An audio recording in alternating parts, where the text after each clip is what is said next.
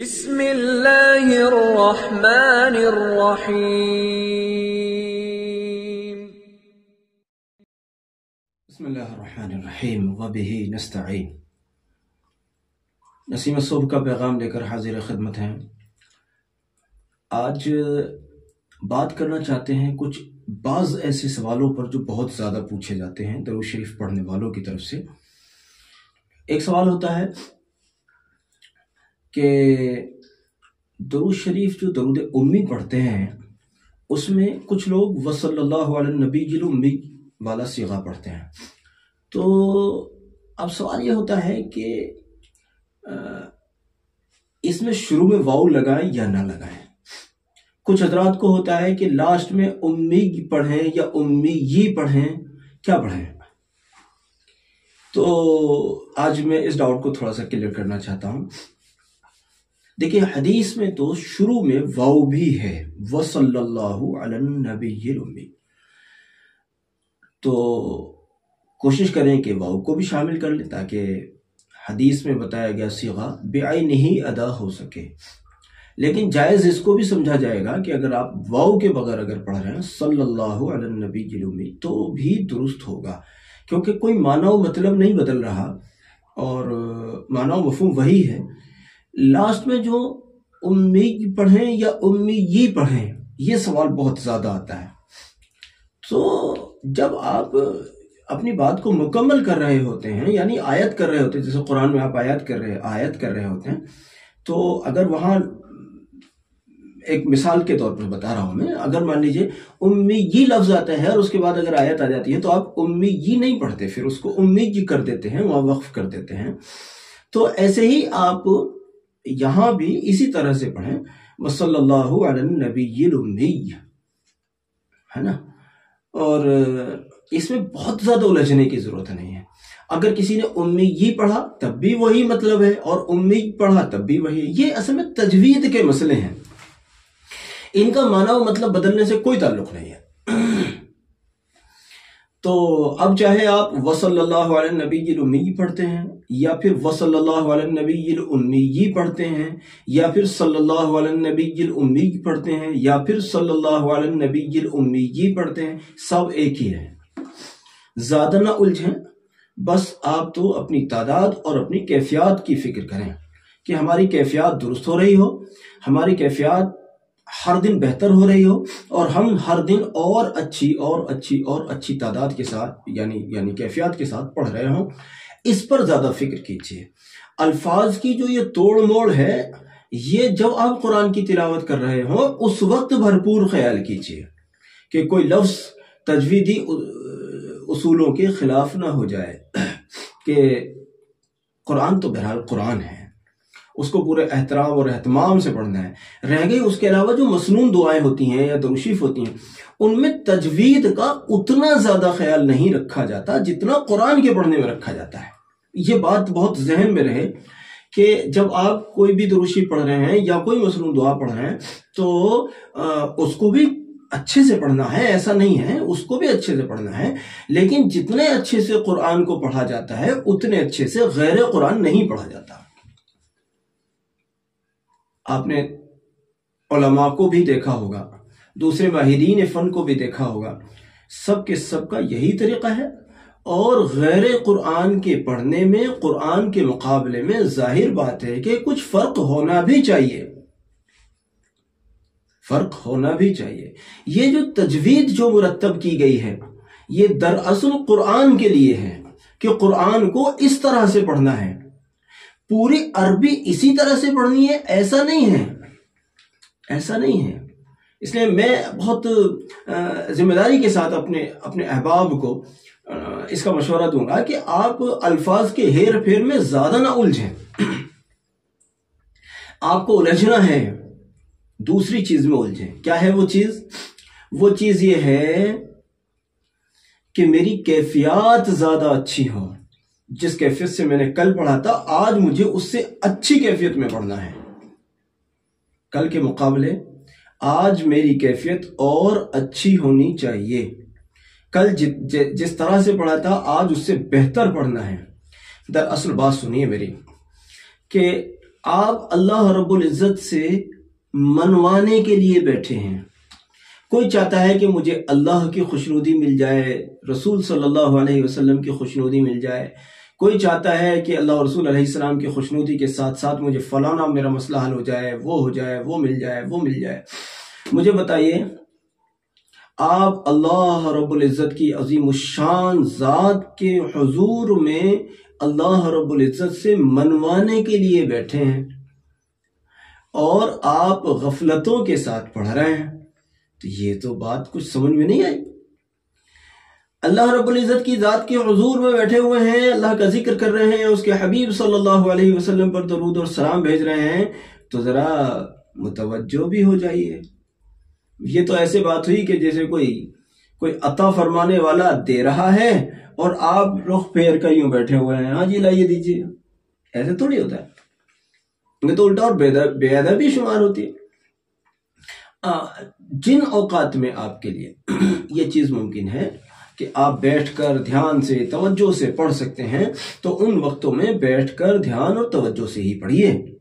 لیکن جن وقتوں میں، جیسے آپ مان لیجیے اپنے کسی کاروبار پر جا رہے ہیں یا اور کوئی ایسی مصروفیات ہیں، خواتین کے لیے گھر کے کام ہیں، اب وہ ان کاموں کے درمیان میں درود شریف پڑھنا چاہتی ہیں، تو ظاہر بات ہے کہ یا تو ان کاموں کو ہی کریں گی یا پھر مراقبہ کریں گی۔ یہ بات ہم نے بار بار ذکر کی ہے، بار بار ذکر کی ہے۔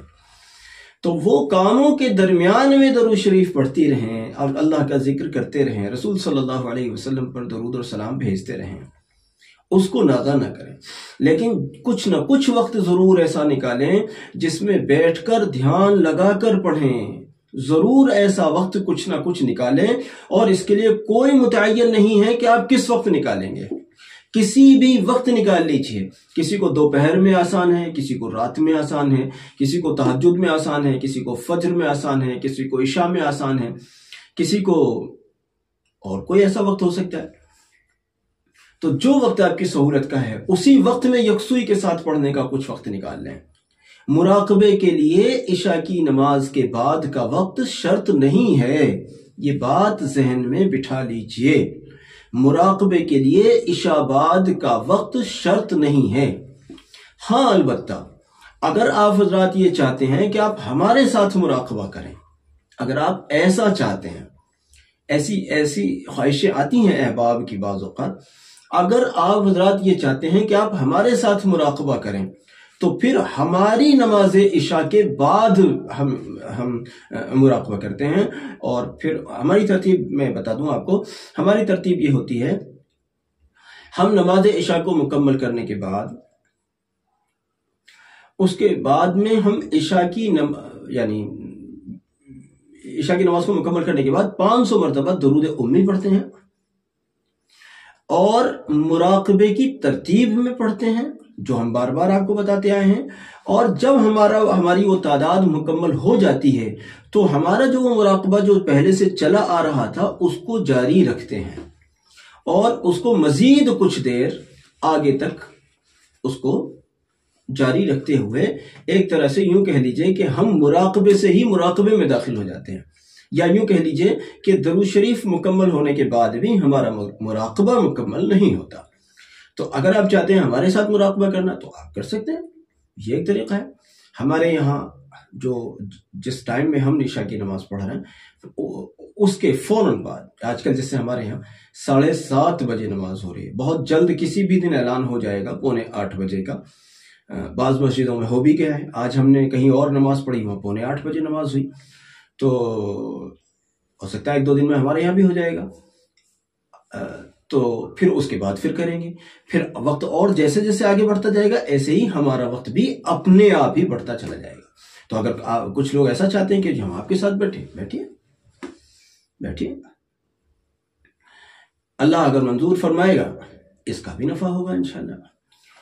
تو عزیزو، درود شریف کو توجہ کے ساتھ پڑھیے، یقین کامل کے ساتھ پڑھیے، دنیاوی اغراض و مقاصد کو دوسرے نمبر پر رکھ کر اللہ اور اس کے رسول صلی اللہ علیہ وسلم کو پہلے نمبر پر رکھیے۔ کیوں پڑھ رہے ہیں؟ اللہ و رسول علیہ السلام کی خوشنودی، رضا، عطا، قرب، عنایات کے لیے پڑھ رہے ہیں۔ اللہ خوش ہو جائے، اس کے رسول صلی اللہ علیہ وسلم خوش ہو جائیں، اس لیے پڑھ رہے ہیں۔ اب رہ گئے میرے فلاں مسئلے، اب اللہ اور رسول علیہ السلام کے قرب و رضا کے طفیل ہمارے یہ مسئلے بھی حل ہو جائیں۔ مجھے امید ہے کہ آج کا یہ مسئلہ آپ کو سمجھ آ گیا ہوگا جو ہم نے صیغے سے متعلق ذکر کیا۔ اچھا پھر بات کیا ہے، ایک اور صیغہ جو اللہم صلی علی محمد النبی الامی وعلی آلہ وسلم تسلیما کا بھی ہم ذکر کرتے ہیں۔ تو عشاء کی نماز کے بعد تو ہمارا اپنا بھی معمول یہ درود جمعہ کا ہی رہتا ہے، اللہم صلی علی محمد النبی الامی وعلی آلہ وسلم تسلیما، اس کو ہی ہم عشاء کے بعد پڑھتے ہیں، اور 24 گھنٹے میں جو ہمارا جو رہتا ہے وہ صلی اللہ علی النبی الامی ہوتا ہے۔ اور اس میں الفاظ میں الجھنا نہیں ہے، بس حدیث شریف میں جو بتا دیا گیا ہے اس پر عمل کر لیا جائے یہ بہتر ہے۔ لیکن درود جمعہ جو ہم عشاء کی نماز کے بعد پڑھتے ہیں یہ فکس نہیں ہے آپ کے لیے، یہ بات بھی تھوڑا سا ذہن میں رہے، یہ فکس نہیں ہے کہ یہی والا صیغہ پڑھیں، فکس یہ ہے کہ آپ درود امی پڑھیں، اب صیغہ چاہے جو بھی ہو، صیغہ چاہے جو ہم پڑھتے ہیں وہ ہو یا پھر کوئی اور ہو، جیسے وہ صلی اللہ علیہ نبی الامی، یہ دوسرا صیغہ ہے۔ یہ دونوں ہی صیغوں کو حدیث شریف میں آپ دیکھ لیں گے، حدیث شریف میں دونوں ملتے ہیں، تو اس لیے ترجیح بھی ہمارے یہاں ان دونوں کی ہی ہوتی ہے، اور ہم 24 گھنٹے ان دونوں ہی کو پڑھتے ہیں، یعنی عشاء بعد اس کو اور علاوہ تمام اوقات میں اس کو۔ آپ بھی چاہیں تو اسی طرح سے کر سکتے ہیں، اور اس کے خلاف بھی کرنا چاہیں تو کر سکتے ہیں، درود امی کو ترجیح دیجئے، درود امی کو فوقیت دیجئے، اس کو اہمیت دیجئے۔ ابھی ایک کمنٹ میں پڑھ رہا تھا، کسی نے لکھا کہ درود امی کے بڑے فائدے ہیں، تو کسی اور نے لکھا کہ ہاں درود امی کیا، بہرحال سبھی صیغوں کے بہت فائدے ہیں لیکن درود ابراہیم کے اور زیادہ فائدے ہیں۔ بالکل دیکھیے، درود شریف چاہے جو بھی پڑھیں گے آپ، ہر ایک درود کے بے شمار فائدے پائیں گے، اس میں ایک دوسرے سے تقابل نہ کیا جائے۔ میں اصل میں ایک چیز سے بہت پریشان ہوں کہ ہمارے لوگوں میں استقامت نہیں ہے، صیغے کو لے کر استقامت نہیں ہے۔ درود شریف پڑھنے والی ایک جماعت پوری ماشاءاللہ پوری دنیا میں پیدا کر دی ہے اللہ نے، اللہ کا فضل ہے۔ پہلے بھی پڑھتے تھے لوگ لیکن پہلے ہمارے علم میں نہیں تھا، لیکن یوٹیوب کی جو محنتیں لوگ کر رہے ہیں، میں تو طالب علم ہوں، میری کیا محنت، بڑی محنت کرنے والے لوگ موجود ہیں، تو ان حضرات نے جو فیلڈ بنایا تو اس سے الحمدللہ ایک نیا طبقہ درود شریف پڑھنے والا پیدا ہوا۔ لیکن ایک بڑا مسئلہ ہے، وہ مسئلہ کیا ہے؟ مجھے دیکھنے والے درود امی پر آ گئے، اب مجھے دیکھنے کے بعد انہوں نے درود امی شروع کیا، کسی اور کو دیکھ لیا تو جس صیغے کو وہ بتا رہے اب اس کو آ گئے، اب کسی اور کو دیکھ لیا تو اب اس پر آ گئے، کسی چوتھے کو دیکھ لیا تو انہوں نے کوئی چوتھا صیغہ بتایا اب اس پر آ گئے، پتہ چلا استقامت کہیں بھی نہیں رہی۔ ہر آدمی اپنے اپنے تجربات کی روشنی میں اپنے متعلقہ صیغے کو پوری وضاحت کے ساتھ اور پوری تاکید کے ساتھ بتا رہے ہیں، تو اس کا مطلب یہ بالکل بھی نہیں ہے کہ آپ ہر صیغے کو پکڑیں گے۔ مان لیجیے آپ پہلے سے درود قرب پڑھ رہے تھے، آپ پڑھتے رہیے نا بھائی، آپ درود ابراہیم پڑھ رہے تھے، پڑھتے رہیے نا بھائی، آپ کوئی اور درود شریف پڑھ رہے تھے اسی کو پڑھتے رہیے، اسی کو پڑھتے رہیے۔ اگر آپ کے اندر ہمت ہے، اللہ نے آپ کو توفیق دی ہے، آپ درود امی کو بھی پکڑ لیجئے۔ لیکن یہ بالکل نہیں ہونا چاہیے کہ ان کو دیکھا تو وہ والا درود اور ہمیں دیکھا تو وہ والا درود، اور ان کو دیکھا تو وہ والا درود، پتہ چلا نہ وہاں ٹکے۔ یہ بات بہت خراب ہے۔ درود شریف وہ پڑھو یا وہ پڑھو یا وہ پڑھو، ہر صورت میں خیر کا باعث ہے، کوئی شک نہیں، لیکن آپ جو کہیں بھی ٹک نہیں پا رہے ہو، اس سے آپ کی جو روحانی ترقیاں ہو سکتی تھی وہ نہیں ہو رہی ہیں۔ اس لیے ایک ہی صیغے کو یا دو صیغے کو یا تین صیغے کو آپ ایسا پکڑ لیجئے کہ مجھے یہ بھی ضرور پڑھنا ہے، یہ بھی ضرور پڑھنا ہے، یہ بھی ضرور پڑھنا ہے، اور اگر کوئی چوتھا صیغہ زندگی میں داخل کرنا ہے تو ان تینوں میں سے یا ان دو میں سے یا اس ایک کو جس کو میں پڑھتا ہوں اس میں سے ضرب نہیں ہونی چاہیے۔ اس طرح سے آپ نئے صیغے کو پکڑنا چاہتے ہیں تو پکڑ لیں، ورنہ پہلا مشورہ یہ ہے آپ جو بھی پڑھ رہے ہیں اسی کو پڑھتے رہیے، ہر دن نئے نئے صیغے مت بدلیے، ایک ہی پر جم جائیے، ایک ہی پر جم جائیے۔ شاید میں اپنی بات آپ کو سمجھا پایا ہوں گا، مجھے لگتا ہے کہ میں اپنی بات کو سمجھا پایا۔ اگر میں سمجھا پایا تو آپ آج سے یہ کریں، اور دوسری بات یہ کریں کہ نئے نئے عملیات کے چینلز کی طرف جا کر آپ اپنے ذہن کو بھٹکائیں نہیں، کسی ایک آدمی سے جڑ جائیں جو بھی آپ کو ٹھیک لگتا ہے، ویسے تو مجھے لگتا ہے، ایک بات میں کہتا ہوں، اپنے احباب سے بھی میں کہا کرتا ہوں، مجھے لگتا ہے کہ یوٹیوب پر بیٹھنے والا ہر آدمی آپ کو فرشتہ ہی دیکھتا ہے. ہو سکتا ہے کچھ لوگ مجھے بھی فرشتہ سمجھتے ہوں گے، کوئی کسی اور کو فرشتہ. دیکھو ہم فرشتے نہیں ہیں. اور میں اوروں کی بات تو کر نہیں رہا بھائی، میں تو اپنی بات کر رہا ہوں. میری سیاہ کاریاں تو مجھے پتا ہے، میرا رب خوب جانتا ہے. بس آپ ہاتھ اٹھا کے دعا کر دیا کرو، یا اللہ اس گناہ گار کو معاف فرما کر احسان فرما دے. میں دوسروں پر تو کچھ نہیں کہہ سکتا، وہ تو سب اللہ والے لوگ ہیں. میں تو اپنی بات کر رہا ہوں، میں واقعی سچ کہہ رہا ہوں. میں بہت گناہ گار ہوں. اللہ میرے گناہوں کو معاف فرما کر مجھے بھی ہدایت کی زندگی، ہدایت کی توفیق دیتے. تو اس لیے بھائی اگر آپ مجھے کوئی بہت بڑی توب سمجھنے لگے ہو تو بڑی ذمہ داری سے کہہ رہا ہوں، اپنے کو دھوکے میں مت ڈالو، اپنے کو دھوکے سے باہر نکالو. لیکن کسی نہ کسی ایک آدمی کو اپنا بڑا بنا لو اور اسی کے ہاتھ میں اپنا ہاتھ دے کر، چاہے شاگرد ہونے کے اعتبار سے، چاہے کسی کو اپنا مرشد بنانے کے طور پر، لیکن ایک آدمی کے ساتھ جڑ جاؤ اور انہی کی تعلیمات پر عمل کرتے رہو. ایک اور لاسٹ میں ایک بات کہوں گا، بعض لوگ کسی ایسی شخصیت سے بیعت کر لیتے ہیں جن تک ان کی رسائی نہیں ہوتی، یا کسی ایسے شخص کو اپنا استاذ بنا لیتے ہیں جن تک ان کی رسائی نہیں ہوتی. تو اب وہ چاہتے ہیں ہمیں کوئی نیا شیخ ملے، نیا کوئی استاذ ملے. اب کیا کریں؟ پرانی بیعت کا کیا کریں؟ اس بیعت کو برقرار رکھیے. صحبت کے طور پر کسی اور کے ساتھ صحبت کے طور پر وابستہ ہو جائیے کہ بیعت تو ہم وہیں سے ہیں، آپ ہماری اصلاح کریں، بیعت وہیں سے رکھیں. یہ میرا آپ کو بالکل ایک صاف ستھرا سا مشورہ ہے، بہت صاف. مجھے بھی کہتے ہیں لوگ ہمیں بیعت کر لیجئے، ہم فلاں سے بیعت ہیں لیکن ہمیں ان سے فائدہ نہیں ہو رہا، یا ہماری ان تک رسائی نہیں ہو رہی. فائدہ اس لیے نہیں ہو رہا کہ ہماری ان تک رسائی نہیں ہو رہی. تو اب ہم آپ سے بیعت ہونا چاہتے ہیں، بھئی اس کی ضرورت نہیں ہے. آپ بیعت وہیں قائم رکھیں، صحبت کی غرض سے آ جائیے. اگر ہم آپ کو دور بیٹھ کر کوئی فائدہ پہنچا سکتے ہیں تو مرحبا، خوش آمدید. چلیے خیر، قریب تھوڑی لمبی ہو گئی آج کی، یہ بڑی کام کی باتیں تھیں، لیکن ان باتوں کو سب لوگوں تک شیئر کریں اور ساری امت تک درود شریف پہنچانے والوں اور درود شریف کے مبلغین میں اپنا بھی حصہ ڈالیں. جزاک اللہ. السلام علیکم ورحمۃ اللہ.